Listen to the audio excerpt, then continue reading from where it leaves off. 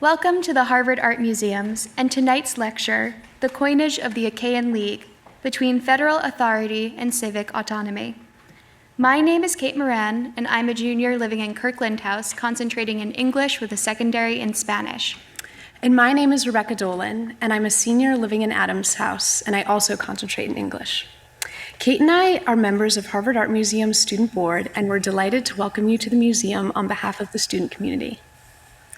Please now be sure to turn off your cell phones and help me warmly welcome Carmen Arnold Biucchi, the Damarete Curator of Ancient Coins, who will introduce tonight's program.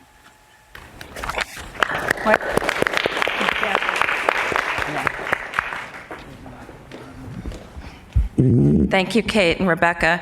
I've usurped the microphone here for a moment. I'm not Carmen. I'm Martha Tedeschi, the director of the Harvard Art Museums, and I wanted to take the podium for a moment to share a few special thoughts with you.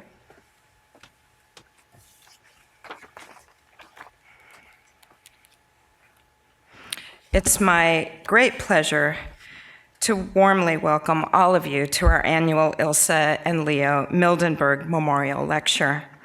The Mildenberg Lecture on Ancient Coins, as you may know, has become a firmly established tradition here at the Harvard Art Museums and is a wonderful opportunity for all of us to hear from the numismatists from around the world. Tonight's speaker, Catherine Grandjean, comes to us from France. She will be introduced tonight, in a moment, by Dr. Carmen Arnold Biucchi, the Damarete Curator of Ancient Coins. It was Carmen Arnold Biucchi who delivered the first Mildenberg Lecture almost 16 years ago in May 2003, having arrived at the Harvard Art Museums the year before. So it seems fitting that it is on this occasion of a Mildenberg Lecture that I share with you Carmen's decision to retire at the end of the current academic year. To mark this announcement, I'd like to share with you tonight a few highlights of Carmen's remarkable career. Originally from the Ticino in Switzerland, Carmen came to the Harvard Art Museums after almost 2 decades at the American Numismatic Society in New York, where she was the first Margaret Thompson Curator of Greek coins. She also spent a year at the Metropolitan Museum of Art as the J. Clausen Mills Art History Fellow. Carmen studied classical archaeology and ancient history at the University of Fribourg in Switzerland and worked as a specialist for numismatics at the Lexicon Iconographicum, known as the LIMC, first in Switzerland and then in the US. Carmen is the first curator of ancient coins at the Harvard Art Museums, following on a number of student coin room keepers.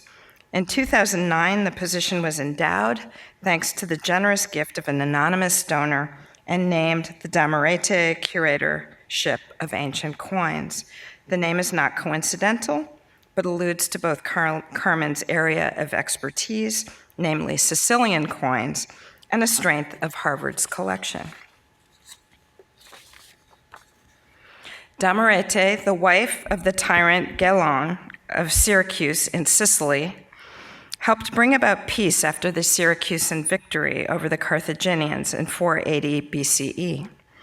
The first Damaretian, a decadram or 10 drachma coin, is said to have been struck from the crown awarded to Damarete by the grateful Carthaginians.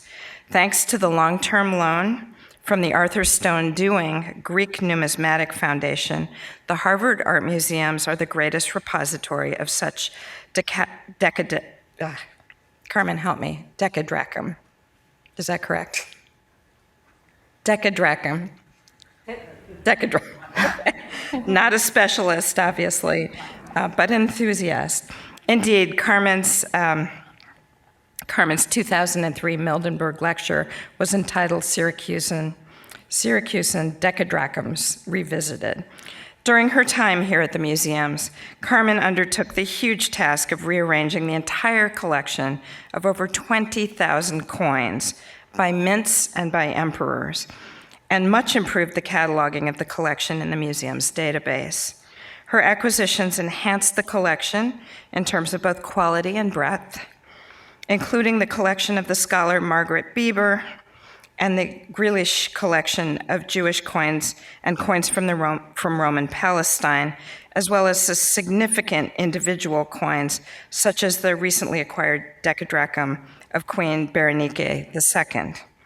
Carmen has taught popular freshman seminars and equally popular seminars for graduates and undergraduates in the Department of Classics. These are regularly oversubscribed, and has supervised and trained graduate student assistants and interns employed with the help of the Dewing Foundation. She wrote the well-received book Alexander's Coins and Alexander's Image, published in 2006. Aimed at students, this introduction to the coins of the Hellenistic era proved popular with a wider audience. More recently, she has co-edited the conference proceedings of the Mildenberg Symposium on Margaretha Bieber, just published as Sculpture and Coins, Margaretha Bieber as Scholar and Collector.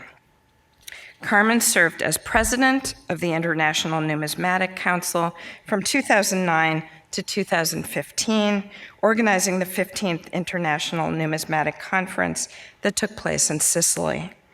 She was a visiting scholar both at the Sorbonne and at the University of Oxford, and was awarded the Gunnar Holtz Numismatic Foundation Medal in Göteborg and the Jeton de Vermeil of the French Numismatic Society.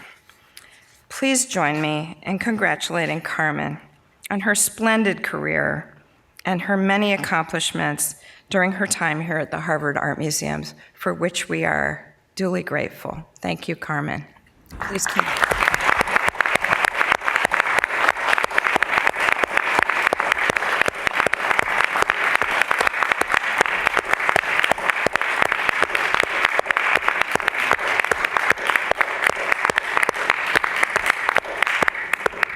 Thank you. I guess the presence of such a large crowd for a coin talk shows that I have made a difference.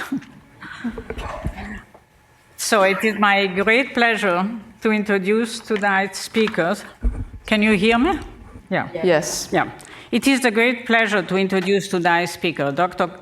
Catherine Grandjean, who is professor of Greek history at the University of Tours in France. She's a distinguished teacher and scholar. She had had the good fortune and privilege of having the best of teachers, the best historians, the best numismatists, and the best archaeology. She's received at the University of Paris, in Paris. She received her PhD in 1986 with Olivier Picard, who is one of the foremost historians, still living, thank God, and with Lily Cahill, who was also my teacher and my advisor, and who was the soul and the mastermind of the Lexicon Iconographicum Mythologia Classica that Martha just mentioned. And she was my dissertation advisor and my teacher in iconography. And then I got my first job with the LIMC. And the dissertation of Catherine was on the cult of Dimitri in the Peloponnese. But she didn't write the article for the LIMC on Dimitri.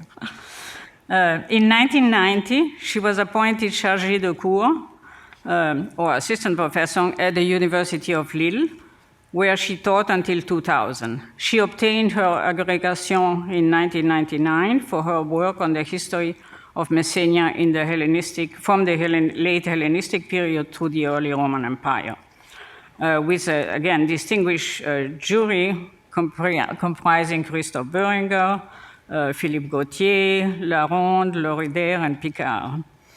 This was published later in a book called Les Messeniens from 370-69 until the 1st century BC. And it was very well received and received the prestigious Prix Allier de Haute-Roche and also the Prix Delpierre. She was professor in Nantes from 2000 to 2003 when she went to the University of Tours, where she is now. She collaborated with the University of Cambridge, UK, in the publication of the finds of the coin of Boeotia, and the volume, I think, just came out. Catherine is also working on the coins of the excavation of the French school at Argos, a long-awaited publication, so I'm all very happy that she's doing that. It will finally get done. For the past 10 years, she collaborated with Aliki Moustaka from the University of Thessaloniki in Greece to publish the coins of the excavation of Olympia that are stored in Olympia. And one cannot emphasize enough the importance of studying and publishing coins from a controlled excavating context, because those can really provide sound historical evidence as opposed to all the beautiful coins that are found in auction catalogs, but without knowing where they come from. Catherine organized several colloquia and tours. One of the most important is on the origin of bronze coinage, again in collaboration with Aliki Moustaka, called Aux origines de la monnaie fiduciaire, published in 2013. From 2012 and 2017, she was director of the Centre Tourangeau d'Histoire et d'Études des Sources, which is a project about the koinon, and it's in collaboration with German scholars, and also it offers fellowships and scholarship to young scholars.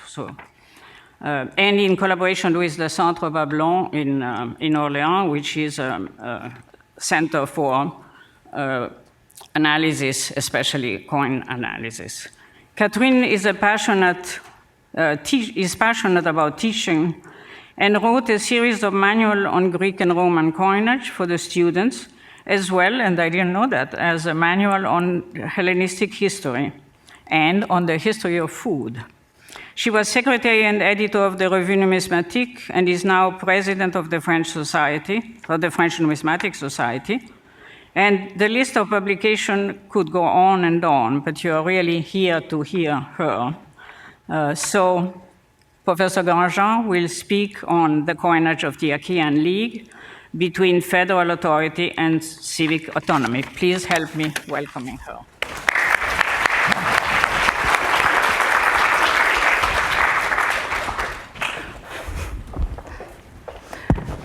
First of all, bonsoir à tous. First of all, I would like to thank Carmen Arnold-Bucchi and the whole team of the Harvard Art Museums for their invitation. Carmen is one of the best numismatists in the world. As a president of the International Numismatic Council and as an archaeologist numismatist, she greatly contributed to the advancement of the international numismatic science. I would like to thank her for that as a friend of almost 30 years now, and as president of the French Numismatic Society, who awarded the Jeton de Vermeil to her.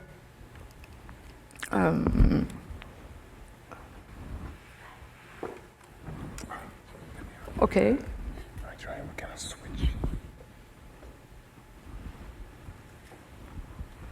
Okay, it's the second one. Okay. In addition to the police and to other political structures, the ancient Greeks also created a political system that we used to call koinon. Since Edward Freeman's History of Federal Government, published in 1863, koina are often considered as federal states. The most famous koina during the 3rd and the 2nd century BC were the Boeotian koinon and the Aetolian. The Aetolian here, the Boeotian here, in western and central Greece, and the Achaean koinon, mainly in the Peloponnese, with some cities like Megara and Herakles Trachinia in central Greece. Today, we shall focus on the Achaean koinon. founded in 281 by 4 small cities of Achaia in the north of the Peloponnese, the Hellenistic Achaean koinon remained fragile until 243, when Aratos seized the citadel of the Acrocorinth, one of the most strategic places in the Peloponnese. After that, a first expansion of the koinon took place. The Achaean koinon had to fight against Macedonian kings, Sparta and Aetolia during the second half of the 1st century. Thanks to their alliance with Rome, the whole Peloponnese progressively integrated the Achaean koinon between the beginning of the 2nd century BC and the Achaean War in 146. The historian Polybius, who was an Achaean officer, left us a very famous text on the structure and organization of the Achaean koinon at his time, the 2nd century BC. For while many have attempted in the past to induce the Peloponnesians to adopt a common policy, no one ever succeeding, as each was working not in the cause of general liberty, but for his own aggrandizement. This object has been so much advanced and so nearly at hand in my own time, that not only do they form an allied and friendly community, but they have the same laws, weights, measures, and coinage, as well as the same magistrates, senate, and courts of justice. And the whole Peloponnesian only falls short of being a single city in the fact of its inhabitants not being enclosed by one wall, all other things being both as regards the whole and as regards each separate town. So, according to Polybius, the common institutions approach the koinon rather to the structure of a city-state than to a federal state. This passage has raised, since the 18th century, questions concerning the nature and the structures of the Achaean koinon, which are still in debate. For Montesquieu, in his Considérations sur la grandeur et la décadence des Romains, the koina were des associations de villes libres qui avaient des assemblées générales et des magistrats communs.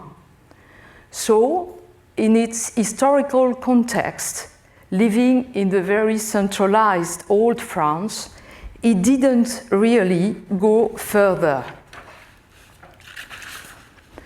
The discussions on the American Constitution at the end of the 18th century were quite the opposite.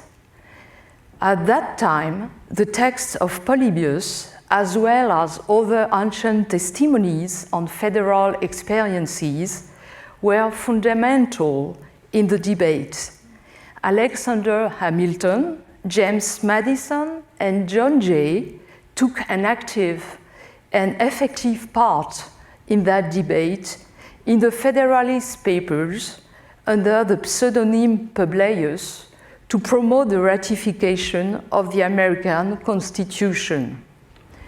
To the people of the state of New York, the Achaean League, as it was called, was another society of Grecian republics which supplies us with valuable instruction.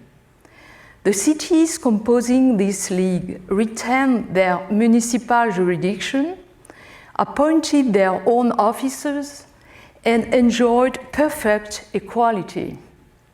It appears that the cities had the same laws and customs, the same weights and measures, and the same money. But how far this effect proceeded from the authority of the Federal Council is left in uncertainty. It's said only that the cities were, in a manner, compelled to receive the same law. Therefore, Publius had perfectly underlined the lack of information on how jurisdiction and power were shared between the authorities of the koinon and the cities. More than 2 centuries later, the scholars are still in the middle of the debate concerning the structures of the Achaean koinon. For a majority of scholars, the Achaean koinon was, like other koina, a federal state. There was a double citizenship and an institutional compromise between 2 sovereignties, federal and civic. But for Adalberto Giovannini, the koina were unitary states. He has many arguments. Maybe the most important are that there is no word in ancient Greek meaning federal state. The word koinon means common, and it's a very general word. And there is no political theory on federal states in Plato, Aristotle, and Polybius. I'm afraid that we shall not resolve that question today. But as Larsen wrote, the shortage of information concerning the federal states is the extent to which the political thought was dominated by the city-state. Several related questions may be raised about the mechanisms of the Achaean koinon. How were competence and power shared between the authorities of the koinon and the cities? How autonomous were the cities? Coins are conspicuously absent from research papers on the nature of the Achaean koinon and on its institution. However, Polybius tends to link weights, measures, and coinage on the one hand, and genuine political institutions such as laws, magistracies, councils, and law courts on the other. Henceforth, an accurate study of coins needs archaeometallurgical analysis and sufficient funding for that. That's the reason why, 3 years ago, I asked German colleagues to co-sponsor a project on ancient Greek koina to the French and German agencies of research. Fortunately, we succeeded in obtaining it. The aim of our project, still in midway, is to acquire a better understanding of the functioning of Greek federal states through a comprehensive and integrated analysis of their coinage. To this end, the Achaean, Arcadian, and Aetolian koina were selected. Here is our team. As you see, more European than just French and German. My partner in Frankfurt, Professor Fleur Kemmers, comes from the Netherlands, and 2 Greek colleagues are involved in the project. In the French team, I have 2 main partners, the Département des Monnaies et Médailles de la Bibliothèque nationale de France and the Center Ernest Bablon at Orléans, where the archaeometallurgical analyses are conducted. Three approaches are followed: methodological and iconographical analysis of coins, coiners and single find studies, and archaeometallurgical analysis of 400 coins, 300 from the Bibliothèque nationale de France and 100 from diverse collections in Germany. The archaeometallurgical analysis conducted in France and in Germany are using different methods in order to complete and to compare the results. Now it's time to look at Achaean coin. As the koinon founded in 281 expanded beyond the limits of Achaia, a specifically significant federal coinage did not yet appear. Silver used in the Peloponnese in the 3rd century consisted largely of Alexander tetradrachms and civic hemidrachms in circulation since the 4th century BC. During almost the whole 3rd century, the Achaean koinode made two experiences of quasi-federal coinage, but very small experiences. For instance, first, probably, a small issue of silver hemidrachms and bronze coins, like this coin, representing on the obverse a head of Zeus, here, laureate Zeus, and on the reverse, in a crown, the monogram Alpha Chi for the ethnic of the koinon, Achaeon. And several cities belonging to the koinon issued at the end of the 3rd century and at the beginning of the 2nd century tetradrachms of Attic standard in the name of Alexander III during the Cleomenic and Social Wars, and then during the Antiochian War. You can see here an Alexander attributed to Megalopolis with the traditional head of Heracles wearing the Lemean skin, and on the reverse, Zeus Aetophoros with the name Alexandrou. The series is attributed to Megalopolis because there is a syrinx, a set of panpipes, which usually occurs on megalopolitan civic coins. Here is another posthumous Alexander attributed to Argos because of the arpa on the reverse and of the letter here, alpha, which occurs very frequently on Argive civic coins. The arpa was used by Perseus to kill the Gorgona Medusa and is very usual on Argive civic coins. It has been plausibly suggested by Hilla Troxel that these Peloponnesian Alexanders represented a coinage of a quasi-federal nature. The koinon had to pay for the soldiers of Antigonus Doson during the Cleomenic War and gave help to their allies Amens II of Pergamon and Rome against Antiochus III during the Antiochic War.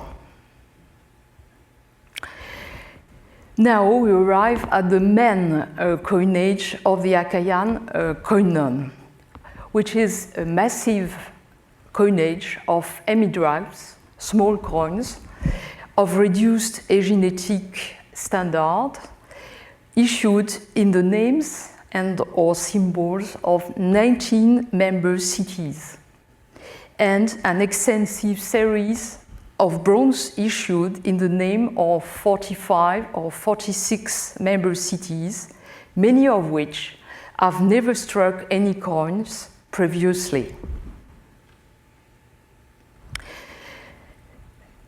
The anterior coinage, the beginning of the main Achaean coinage is dated at 195, when 70 cities, that is to say the whole Peloponnese and several cities of central Greece, were members of the koinon. As you see, many scholars have already studied this coinage, but much remains to do. We are still waiting a die study of the silver coinage. Fortunately, the late Jennifer Warren, did a die study of the bronze coinage. There is a single issue dated by her between the end of the Third Macedonian War and 150. The production has been huge, with more than 1,600 obverse dies in use to strike the coins. As you probably know, it seems that each obverse die could strike more or less 10,000 to 30,000 coins. The types of these bronze coins are quite similar, standing Zeus being offered a wreath by Nike, and on the reverse, Achaia, personification of the koinon, holding a wreath. The legend on each coin has 3 elements: the ethnic Achaion, the genitive plural form of the minting city, and one or more personal names in monogram form or in letters, probably for the official responsible for bronze coinage. And these coins weigh commonly 4 or 5 grams. That bronze coin was issued at Phigalia in Arcadia and figure the common types. The name Kleodikos on the obverse is probably the name of the official of the issue. On the reverse, the legend Achaion Phigaleon identifies the issuing authority and associate the ethnics of the koinon and the civic ethnic. Jennifer Warren considers that the production was unequal. The main means were only 3: Pelen, Sicyon, and Tegea. The features of the coins are very diverse. Dies are sometimes regularly aligned, as at Megara and Argos, but not in the other means. The size of the coins is very unequal, between 14 and 22 millimeters in diameter. Clearly, the flans were prepared locally and not centrally, and no obverse dies are known to have been shared between the cities. Now, the silver coinage. That silver coinage has been much studied, but as I told you, much remains to do, and first of all, a die study. We have not enough study, and some issues of silver coins are not attributed yet. I think that the most convincing study on that silver coinage is still Margaret Thompson's monograph on the Agrinian hoard. Margaret Thompson considered that this huge amount of hemidrags, weighing about circa 2 grams, had to be shared in 3 groups according to the increasingly use of adjunct markings and to the odds. First, a early group issued by 11 cities, dated to 195 until the Third War of Macedon. Then a late group, second one, issued by 16 cities and issued during the decade 160-150. And at the end, the final group issued by 7 or 8 means and dated to the period of the Achaean War by Margaret Thompson. Here is an hemidrama of Sparta with on the river of the obverse the head of laureate Zeus, this time in a cycle of dots, and on the reverse the common monogram alpha chi in a vegetal wreath. The latter,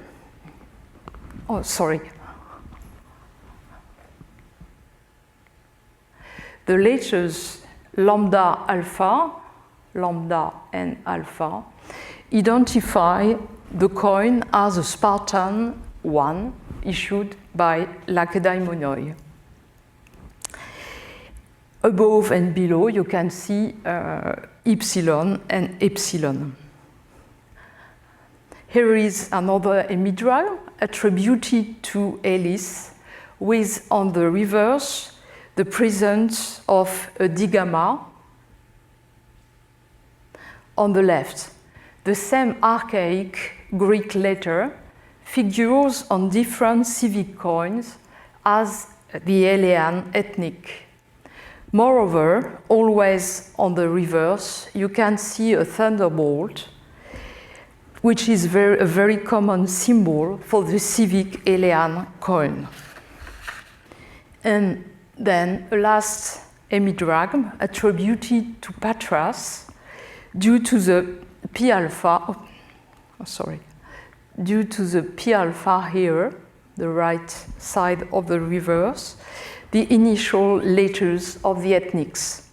Most of the coins attributed to Patras depict also a dolphin, like here.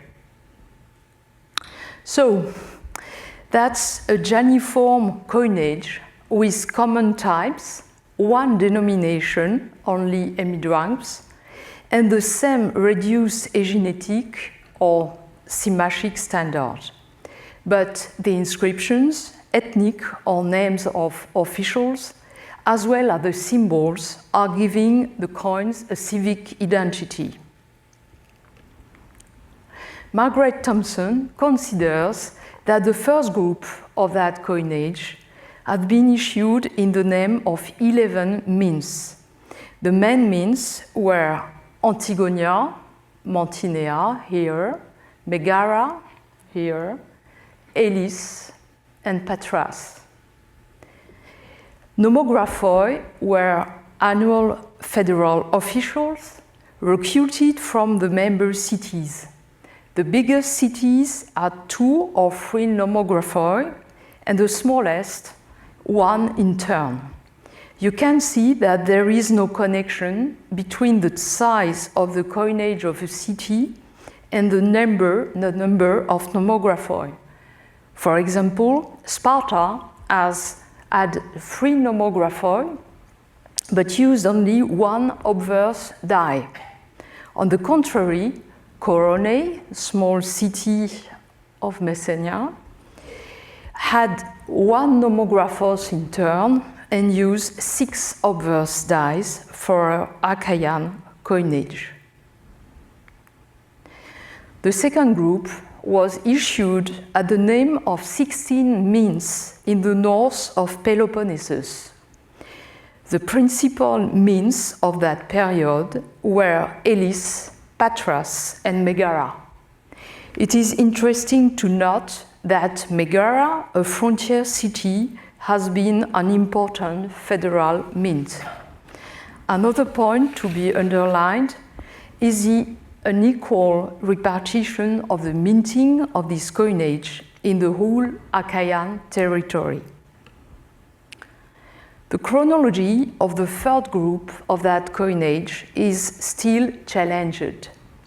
Margaret Thompson dated these issues, both federal and some civic contemporary series of hemidrams, during the Achaean War against the Romans.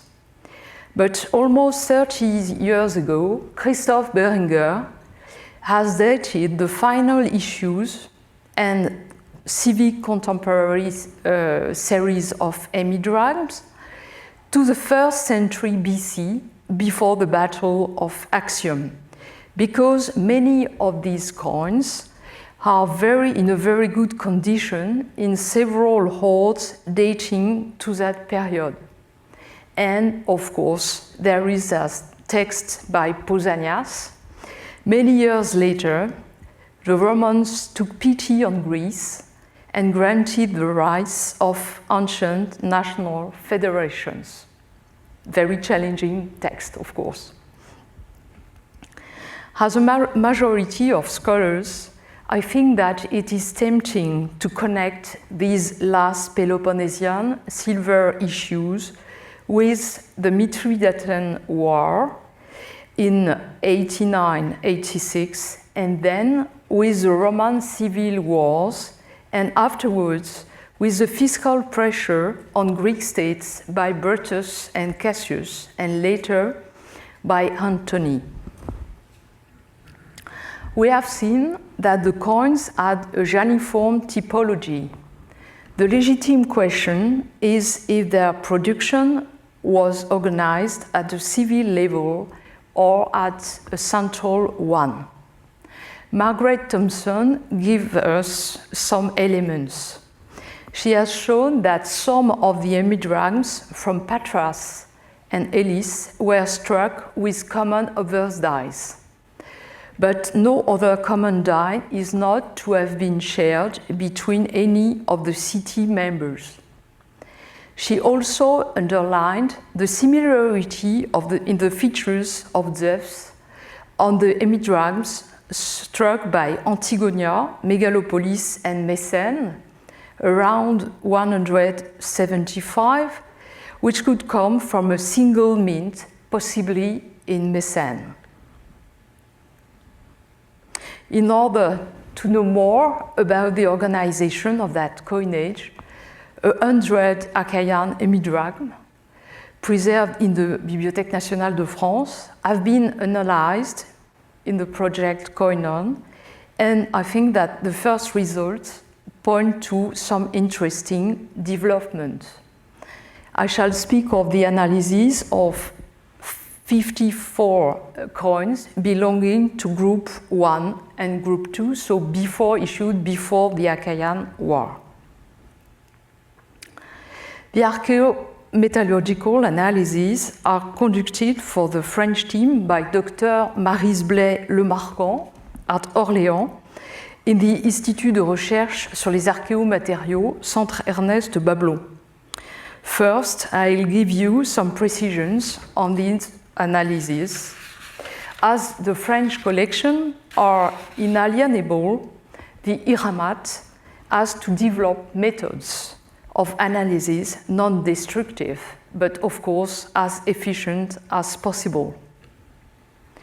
Laser ablation, inductively coupled plasma mass spectrometry, was performed to determine the elemental composition of the silver coins. A laser is focused onto the surface of the coin to carry out a micro-sampling. The aerosol of matter got from this ablation is sent to a plasma to be ionized. Then the obtained ions are separated in the sector fields of magnets, and they are finally detected. The tiny hole created in the coin cannot be seen without magnification. The contents of a very large number of elements can be determined using this method with detection limits reaching the subpart per million level, which means that silver, copper, and also a whole set of the trace elements that could characterize these ancient metals can be studied.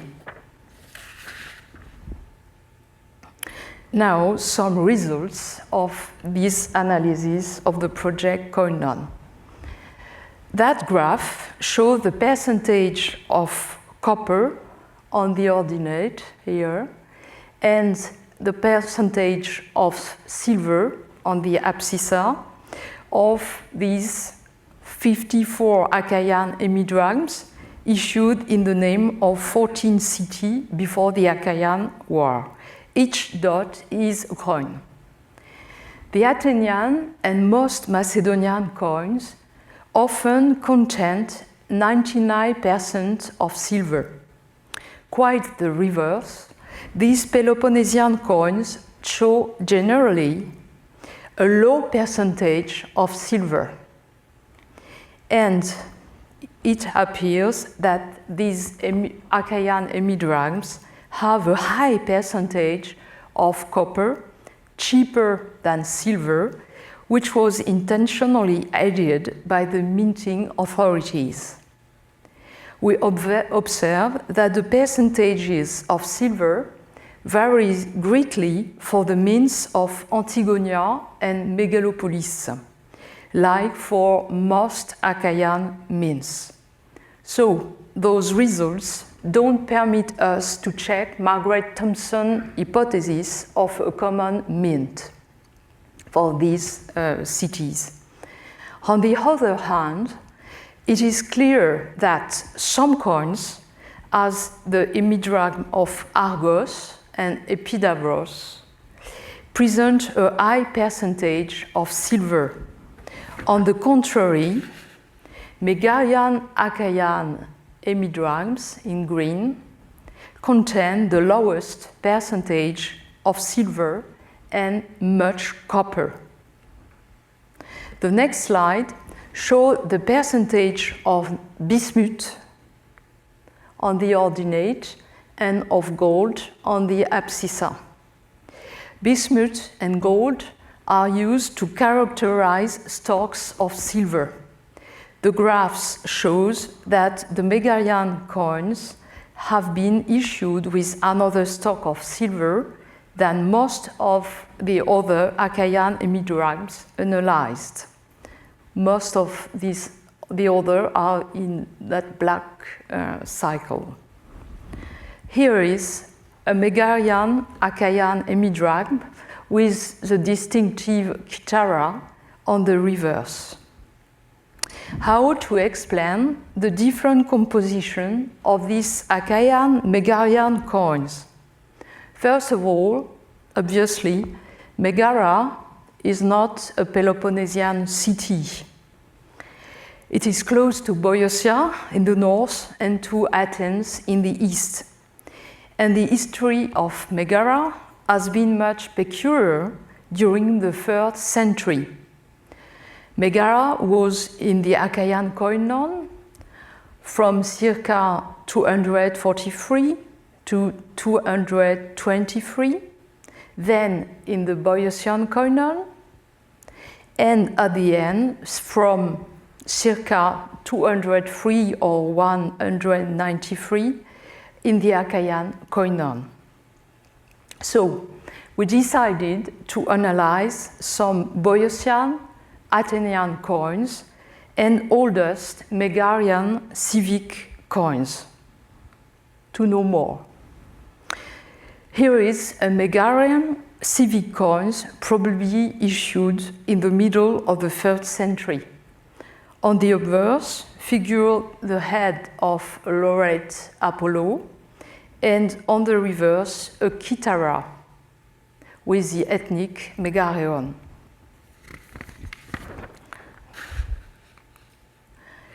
That Boeotian federal drachma was issued between the middle of the 3rd century and the end of the Boeotian Koinon. On the obverse, the head of Demeter or Kore is represented 3/4 right, wearing a corn wreath, and on the reverse, Poseidon naked standing right, resting on trident and holding dolphin. And last but not least, here is an Athenian new style tetradrachm dating from the 2nd century BC onwards. It represents the head of helmeted Athena Parthenos and whole on an amphora. Here, the symbol are, Here, the symbol are the Dioskoroi. You can see the ethnic Ate and the names of the magistrate Mikion, Euryclei, and Boukates. Let's see the results of these analyses. On the ordinate, still the percentage of copper, and on the abscissa, the percentage of silver. The coins with the best composition, more than 95% of silver with very few copper, are the Athenians, Boeotian, and the Megarian civic coins. The Achaean coins of Megara contains the less silver of the group. Again, the percentage of bismuth is on the ordinate and the percentage of gold on the abscissa. The silver used by Megara for most of his Achaean in blue coins is identical to the silver of Boeotian drachms. These first results have to be confirmed by more analysis because only 3 Megarian and 3 new style tetradrachms have been analyzed, but this seems promising. It seems obvious that Megara, one of the main Achaean means used its own stock of silver for its Achaean issues and added much copper to the silver in order to obtain coins of good weights.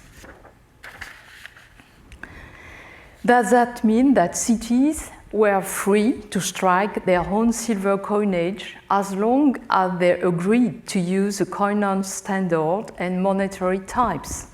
In other words, was the minting privilege part of the statutory powers of cities? That is what Jennifer Warren has argued as far as striking bronze coins is concerned.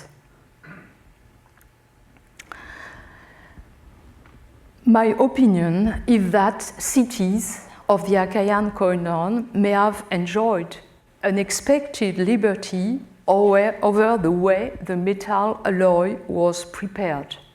Federal authorities may well have controlled the final product, while the minting seems to have been done by the cities and not by central or central regional mints. Let's consider the information given by hoards and excavations on the circulation of Achaean silver coins within the north, Achaia, and the south, Laconia and Messenia, of the Achaean koinon.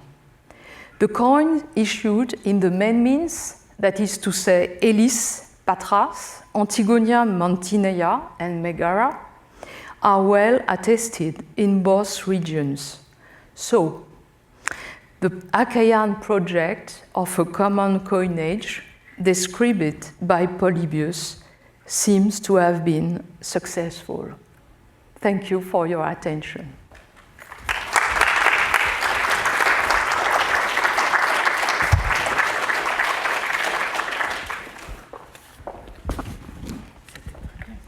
Thank you very much, Catherine, for this very clear presentation. It is a very complicated topic, but I think at least you convinced me that they were a federation. And what is amazing is the freedom they had in Possibly, the yes. choice of the metal. Yes, and, possible. But the monograms recognize. And it's also interesting that there are no shared dies, so that confirms that Yes. they were each issued in their own mint. but Professor Grandjean will take questions from the audience. I'm sure there are some questions.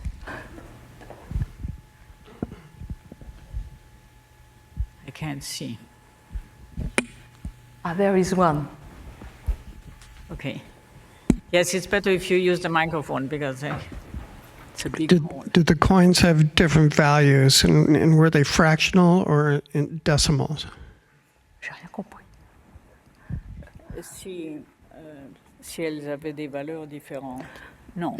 No, they were emidrams. Oh, you have the microphone now? Yes, that's still the microphone. They were emidrams. All of the silver coins were emidrams. That is to say, probably the mistos of a mercenary for one day of fighting. If we think about military purposes for that coinage.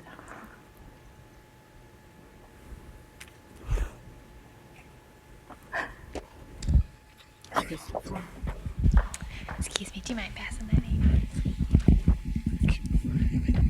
Thank you very much for the interesting paper. I know I'm not a numismatist. I know it's much discussed what exactly so-called mint magistrates or responsables mean on coins. I know this is much debated in the matter of Asian coins. Do you have any, you left it open whether they were magistrates or whether they were had direct responsibility for the coinage, but do you have any further thoughts on this subject, which I know is a much debated one?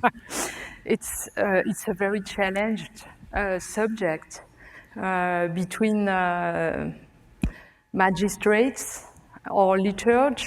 Margaret Thompson thought that it was liturgy, paying responsible and paying for the issues. And Louis Robert and Philippe Gautier and other scholars with the inscription of Cestos said the contrary. I think it depends because we have other texts and it depends of the city, of the issues. Possibly when the name is completely like on the Achaean bronze coin of Figalia, when you have the name Cleodikos, which is on a whole, probably they have to say thank you to him, I think. But when you have a monogram, it's more discreet, so it depends, I think. Thank you. I think if I noted correctly, you're using three different scientific techniques with different sets of coins and different collections. And I was just wondering why the different metal testing techniques are being used in each case. Is it different metals, or are some collections allowing destructive techniques, or are you asking different questions in each case? J'ai pas compris. I'm not sure we... I've not understand, I'm sorry. Oh, yeah. So I think when you did the overview of the project, you noted there were two different types of spectrometry Yes. techniques and a third technique as well. And so I was just wondering why different techniques are being used on different subsets of the coins. Because the German team is studying something else through the analysis, which is isotope of lead, in order maybe to have information concerning the origin of the metal. But I think that we shall find nothing, because all these coins have been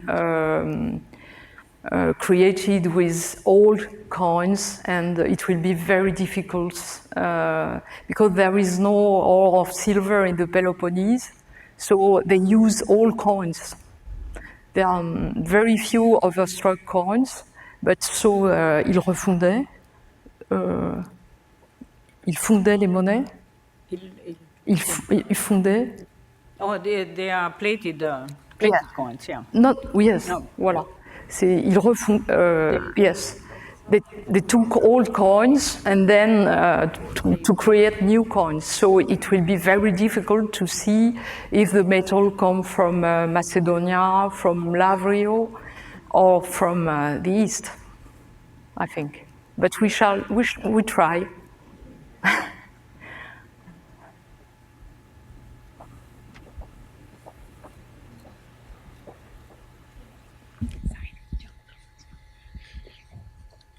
So in terms of like the Greek gods or other figures that were on the coins, was there any connection between, or I guess what was sort of the thought process that went into choosing those between certain cities? And so obviously like Athens, for example, had Athena. Is there any sort of connection between a polis choosing one figure over the other that you're aware of, or was it just sort of personal preference? No, I'm sorry, can you repeat your question? Sure. So for sort of the mythological figures that were featured on the coins, what was sort of the, and there were different ones for different city-states. What was sort of the thought process in the city-state for choosing that figure over any other figure to feature on their coinage? Il a demandé s'il le refrappait. S'il le refrappait la monnaie? Je sais pas. You mean overstruck coins? There are very few overstruck coins in Achaia. The types are very clear. I think it was it was probably a federal regulation.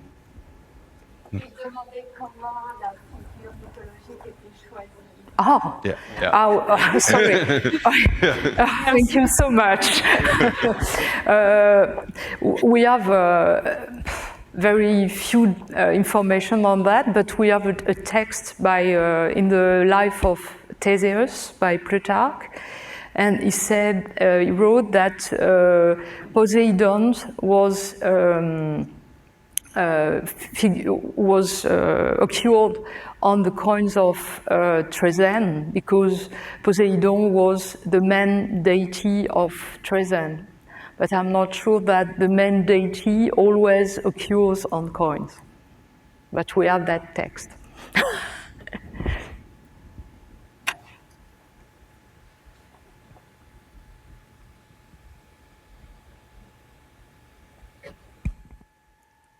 Mike, don't you have a...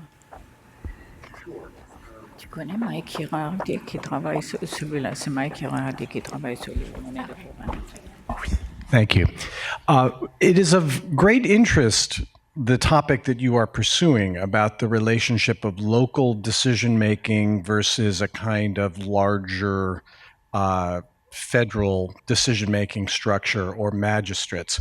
And it's entirely possible that this is something that is being confronted for the first time when the Achaean League is in the process of trying to organize the tremendous issues of the 3rd century and later. But I'm wondering whether other examples of coordinated production might have been drawn upon. I'm thinking in particular about the relationship between the Corinth Mint and Ptolemy I, but then also Demetrius Poliorcetes, where there's common mint marks or magistrate initials or symbols that suggest that the coins are being struck under both supervision of local authorities and royal authorities simultaneously, and whether that kind of shared supervision or double accounting process might have served as a model for how Hellenistic coinages in general were done. That so we should be very suspicious of it. It's all royal or it's all local, but very often some kind of combination might very well have been very logical, or at least what the coins themselves are trying to tell us. It's a very interesting idea.